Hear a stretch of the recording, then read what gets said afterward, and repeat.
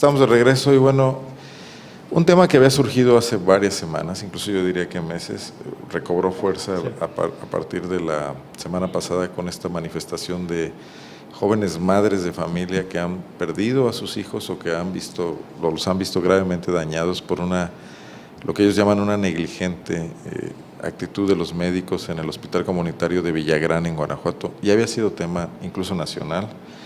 Había propiciado la intervención de la Comisión Nacional de Derechos Humanos, pero la situación ha seguido y ha seguido hasta la fecha donde se conocen nuevos casos, ya son 9, si no me pierden la contabilidad, hace rato tuvimos una actualización. Creo que son 8, creo que ya con la nueva. Una mujer que se presentó el día de hoy.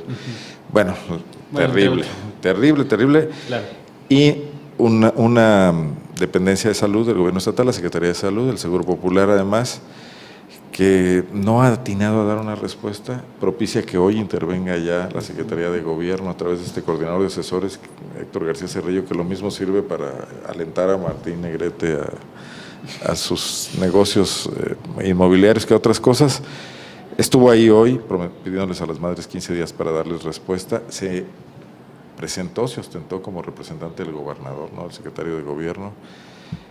Pero bueno, estamos viendo lo mismo que en otras ocasiones, un gobierno lento en respuestas, instancias que no funcionan y otra vez la instancia máxima del gobierno, que es Miguel Márquez, si es que es cierto la representación que ostenta García Cerrillo, obligada a entrar para resolver problemas que deberían tener solución en el momento en que se presentan. Si funcionaran los mecanismos de control de calidad y de vigilancia y de supervisión que deben haber, ¿no? Hay que agregar un último punto que creo que no se ha tratado. También hay un asunto de violencia de género. Esta se llama violencia obstétrica, ¿no?, que es cómo tratan a las mujeres embarazadas cuando llegan a que les den atención médica, ¿no?, que a veces les faltan el respeto, que les retrasan los partos, que no las quieren atender cuando ellas ya saben que vienen los bebés en camino. Mariluz Zamora, una de las madres, la más activa en esto, fue muy clara en ese tema cuando describió la actitud del ginecólogo que la atendió en su embarazo. Sí, o sea, recriminándole su sobrepeso. Y como bien lo mencionas, otra vez, desgraciadamente ahora se vio primero en la Secretaría de Educación de Guanajuato, entre otras instancias. La Procuraduría de Justicia empezó. En la Procuraduría, ahora toca la Secretaría de Salud, una secretaría que se había mantenido bien que mal, en un balance aceptable. Traía el tema de las medicinas. Bueno, el tema de las medicinas, pero en cuestión de atención a los guanajuatenses se habría mantenido bien. Ahora surgen estas madres en Villagrán y sí, otra vez el gobierno del estado vuelve a mostrar que es un gobierno reactivo, que cuando salen los medios sí actúa, mientras no sale no actúa. Incluso es interesante lo que pasan las mujeres cuando van a presentar su denuncia ante el Ministerio Público, el trato que reciben por no tener a nadie de renombre, a nadie famoso detrás de ellas, simplemente las desdeñan, cuestionan sus declaraciones y demás. Y volviendo al tema de Villagrán, es un hospital tremendamente descontrolado. No sé la Secretaría de Salud cómo estaba coordinando este hospital. Pues ese director ya lo deberían haber cambiado hace mucho tiempo con esta serie de acumulación de denuncias y de casos, ¿no? Sigue ahí. Un doctor, no me acuerdo su apellido, el director, que también había causado polémica el año pasado, finales, porque mientras era director de este hospital en Villagrán, también era médico legista. Entonces tuvo que dejar una de las dos chambas, mantuvo hasta ahora su puesto como director del CAICES allá en Villagrán, pero también hay malos manejos de desechos, es toda una cloaca la que se destapa a raíz de negligencias médicas.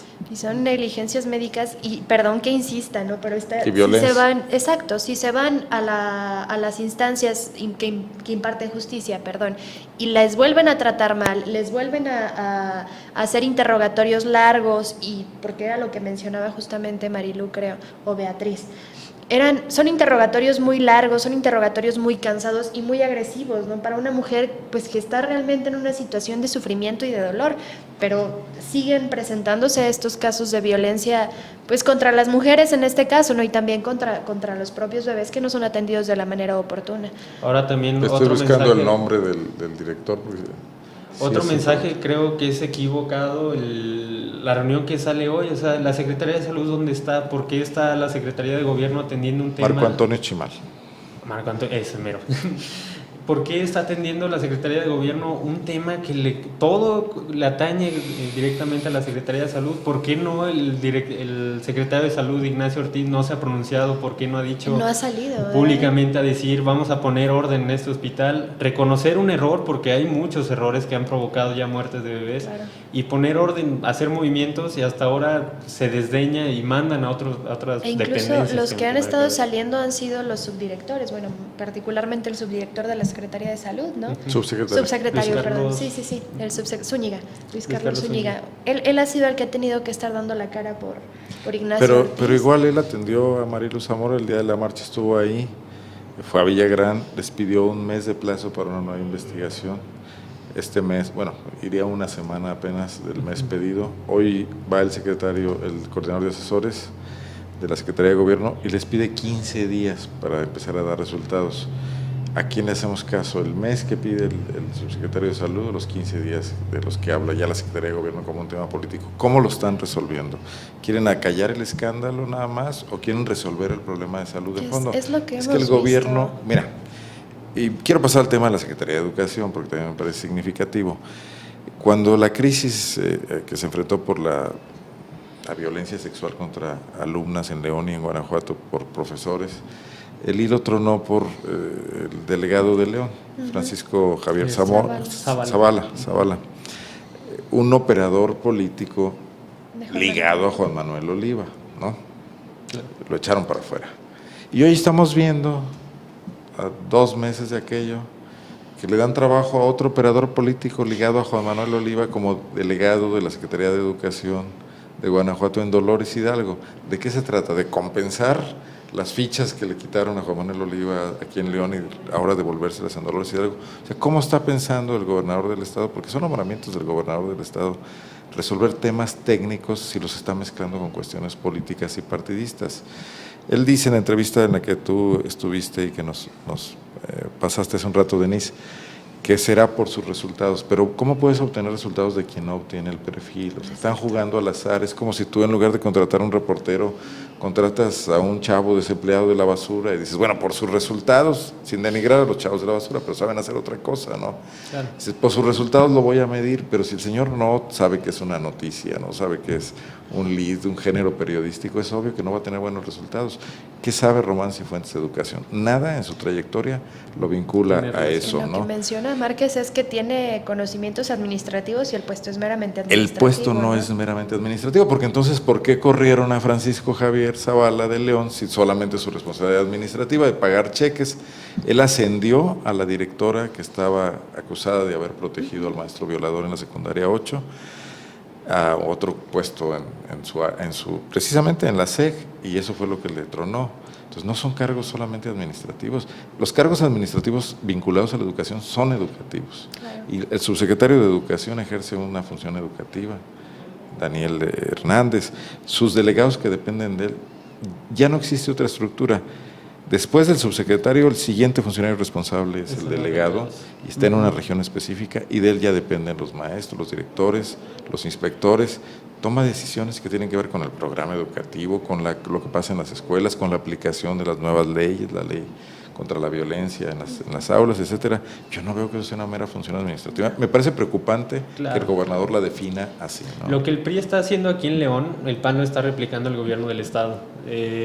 La Secretaría de Educación de Guanajuato, si nos ponemos a revisar los mandos directivos sobre todo, están claramente empanizados, ¿no? Este término que ya se ha acuñado desde hace meses, años incluso. El delegado de Celaya, Leonardo Flores, el delegado de Guanajuato, el Subías, José Manuel Subías. Otro son operadores, o sea, son realmente operadores, y Román Cifuentes, yo no tengo, o sea, no sé qué va a hacer en Dolores Hidalgo, en esta delegación de la SEG, porque como lo mencionas, es un meramente, se ha distinguido o ha tenido el nombre que tiene por operador político, por... Malón, un buen mapache, Cuando era el secretario particular de Juan Manuel Oliva, Oliva llegaba tarde a todas partes, ¿no se acuerdan de eso? El AM siempre lo criticaba, el gobernador llegó tarde otra vez. Bueno, el AM lo criticaba por todo. Pero el tema era que era un desastre manejando las agendas.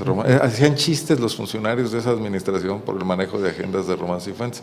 Entonces tampoco está muy organizado, que digamos. El propio Márquez lo debe saber, él debió padecerlo cuando era secretario de la Gestión Pública. ¿Y en qué área están designando los perfiles políticos? El área de Secretaría de Educación de Guanajuato, que absorbe la mayor parte del presupuesto estatal.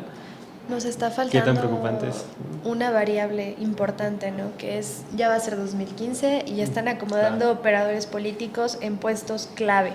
Yo no sé qué tanto desde ahí puedan mover para estar influyendo en el voto de la gente, pero también es una variable interesante. No tanto el voto de la gente, que es algo muy ambicioso de que lo puedan lograr, pero sí en controlar a los funcionarios de casilla, por ejemplo, cooptar maestros. Y la relación con el sindicato. Tú manejas la nómina de cientos o miles de maestros en una región, pues tú puedes ahí colocar gente que va a recibir un sueldo y que luego te va a funcionar como un representante de casilla en su momento, ¿no? Sí, su relación directa con la sección 13 y 45.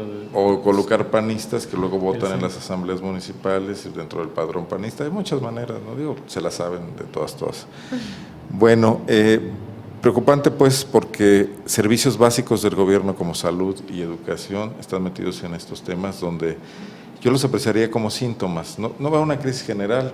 El CAICES y el Hospital Comunitario de Villagrán es un municipio pequeño, atiende poca gente. Si esto estuviera pasando en Celaya o en León, la catástrofe podría ser más amplia, pero sí como síntoma, porque al no saber reaccionar ante un caso pequeño, ¿qué van a hacer el día que se les presente un problema en un caso de otra magnitud, no? No, y nada descarta que lo que está pasando en Villagrán no se replique en otros hospitales comunitarios. Si esto se está apenas dando a conocer y conforme más va siendo el conocimiento público, más casos salen a la luz, por ejemplo, la que salió el día de hoy, que fue el de 2012, quizá no había causado mucho impacto porque no había acudido a los medios, no había presentado una denuncia. Esto que pasa en Villagrán puede ocurrir en cualquier otro municipio porque se ve y se nota que la Secretaría de Salud no tiene un control en este tipo de hospitales. O a lo mejor no puede ocurrir, sino que ocurre. Y la diferencia es que no se denuncia públicamente.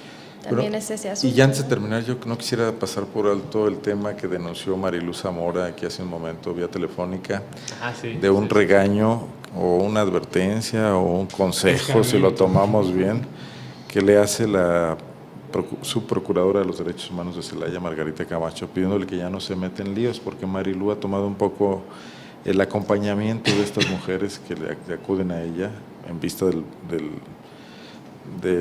la presencia pública que ha adquirido por su denuncia, y le piden que también las oriente y las acompañe a hacer sus denuncias. Le piden que no se mete en líos. No veo a Margarita Camacho hablándole a Verónica Cruz de las Libres para decirle, ya no te metas en líos. Abusan de la gente cuando ven que pueden, y se me hace una actitud, si así ocurrió, muy criticable de una defensora de los derechos humanos. Y esta no sería la primera vez en la que se hace un señalamiento contra Margarita, ¿no?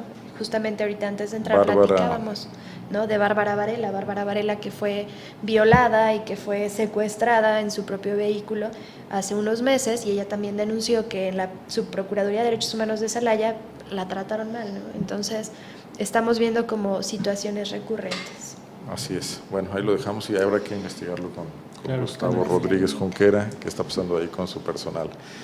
Por lo pronto llegamos al fin de la revista de la UNA, de la mesa de Interlínea semanal y también de la semana.